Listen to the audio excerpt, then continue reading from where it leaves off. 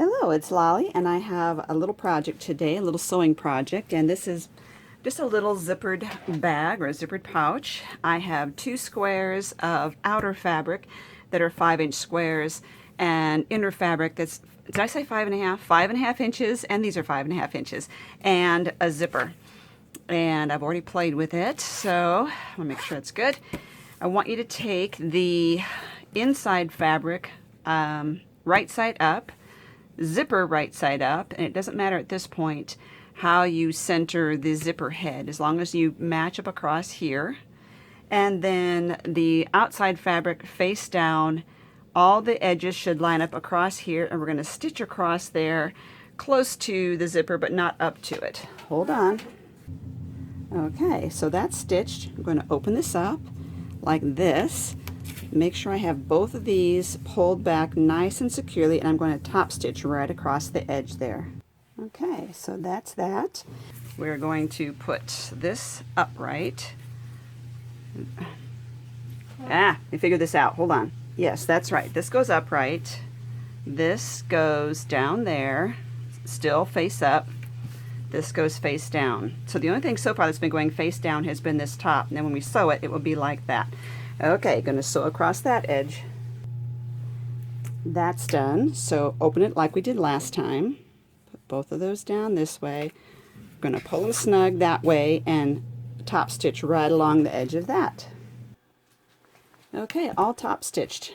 A little thread right in the way there. Now, this is just a really quick way of doing a bag. It's not perfect by any means, but it's pretty easy. So now is when we need to open the zipper up anywhere in the middle here, right there, somewhere between these two ends. Then we're going to grab the 2 dark ones together and the 2 light ones together, and we're going to stitch, basically leave an opening right here. We're going to stitch this way all the way around, all the way around, all the way around, and then up to that opening right there. Okay, so this is what it looks like. We want to cut off the extra zipper. I'm using Tim Holtz scissors so I don't ruin my fabric scissors. Remember, we left this little part here open, so we can turn it by pushing the whole thing through there. Do do do do do.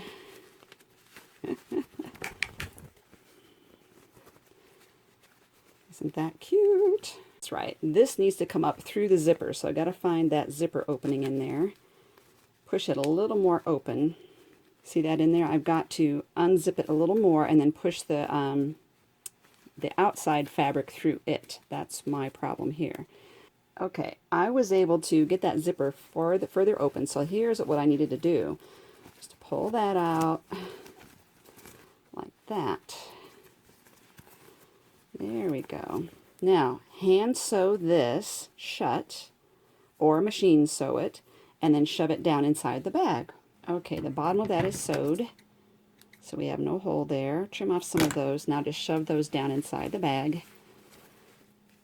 And that's our, sorry, I'm off camera. That's the lining for it. So there you go. A little rounded on the corner tops, and you can use a little needle to pull these corners out. Like I said, this is just a rapid bag. It's not the way you usually would do it. Let's see, I have a needle here. There we go. Just grab those and pull those out to make those a little sharper. There's the bag. Now what I wanted to do was a little different. I want to get this on there. This is a paper from Auntie Vera's Scrap and Craft design team kit for August, and I really thought that was cute. But paper on fabric without sewing. I could have sewed it on there. It would have made it hard to turn the bag right side out when I was done. So what I'm going to do is I'm going to put a piece of like hard chipboard or cardstock inside the bag, and I'm going to wrap it in wax paper so it doesn't absorb the moisture. And then I am going to block out a spot here and put Mod Podge on the fabric, let it dry, and then I am going to Mod Podge this to the fabric. I've found that if you Mod Podge the fabric, make it stiff, make it firm there, then when you Mod Podge this to it, it has a much better adhesion. Okay, I have some chipboard wrapped in some brown wax paper. Putting it down in here all the way. There we go. I'm going to make sure this is nice and taut there. And then I'm just going to do a nice big square right across where this is going to go. I think they do have some fabric Mod Podge as well, but this is fine. And I'm just pushing down as I go to make sure it gets a nice, gets into the fabric. There we go.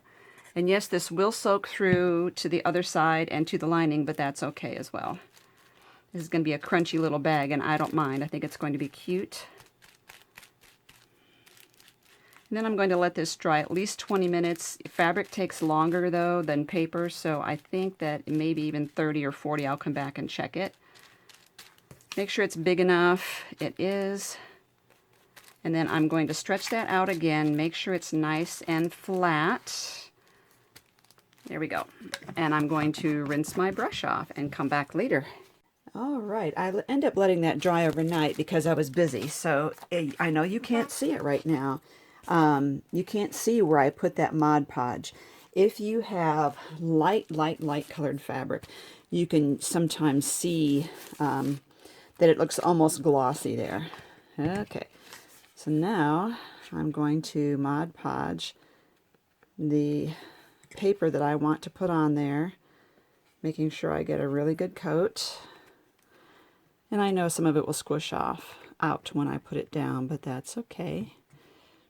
And make sure I put it right in the center of that and that I get it flat. I like to start from the center and push out. Now when I'm working on paper, it immediately adheres and I have no problem at all. But since this is fabric, even though I Mod Podge the fabric, I like to hold it a little extra longer here. A little extra longer. I don't think... I'm making up my own way of speaking. I like to hold it longer, and especially the corners, because they tend to pop up. And it didn't squish out at all. If I'm noticing in the drying time here that the corners start popping up a little bit, I can just take a little dampness in here with Mod Podge, put it under there and push it back down. But I think this is holding really well now, and it is a really good adherence once this sticks on there well. It seems like it's holding well. Then when this is dry, and again, now that the fabric is Mod Podged and it's dry, this will only take about 20 minutes for it to get a really good seal on it, and I could come back. And I do want to put probably 2 coats of Mod Podge over the paper and into the edge of it onto the fabric there, because this is something it's going to be like in my purse, and I'm going to be fiddling with it quite a bit, and I want to make sure that it has durability, and I want to make sure that I can wipe it clean if I get a stain on it. So that is holding really well. We will come back and Mod Podge the top. Okay, that's good and dry. It is adhered to it very well, and none of the edges are sticking up on me. I keep taking my brushes upstairs to wash them, and I keep forgetting to bring them back down. So I'm going to use this smaller brush because I'm too lazy to go upstairs and get the other brushes. So I'm going over the paper and onto the fabric, so I make sure that these edges have a very good seal. And I'm leaving this under there the whole time, this waxed paper covered on chipboard or cardboard. I think I mentioned it was chipboard. It's just a piece of thick cardboard that I had in my recycling bin. Okay. This is coming along really cute. And this will give it a nice protective surface, and it'll just be darling when we're done. There. Now I'm going to let that dry, and I will, on my own, give it 1 or 2 more coats, and then I will come back. Well, it's all dry. I have 3 coats on here. I'm going to remove this now, and because I had that in there, the fabric isn't sticking to the back. So it is nice and crunchy there, which is absolutely fine. It's flexible. It's not like hard. Okay, and I've been looking at my tiny rickrack, and I think what I want to do is put a strip of this there and maybe the teal as well. I got the white from a thrift store and I got the teal from Michael's. I'm going to use my fabric tack to adhere that, starting over here. Because this is kind of stringy, you want to make sure that it's actually connecting to the bag, as sometimes what happens is it leaves a string, but it's actually skipping as it goes. Put that on its side. Whoops.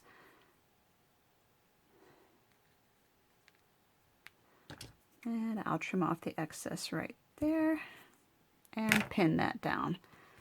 Or push it down, not pinning anything. Okay, and then underneath, oops. It's got a big glob of semi-dried stuff there. Let's try again. Sometimes you got to clean the nozzle off on this. Get the glue boogers off of it. Here we go. This is a lot neater when it's got a clean nozzle. And pull that across. And do this one. Teal is not actually in my fabric pattern, but I think it brings out the teal that's in the picture here of the carousel. So I think it looks really good.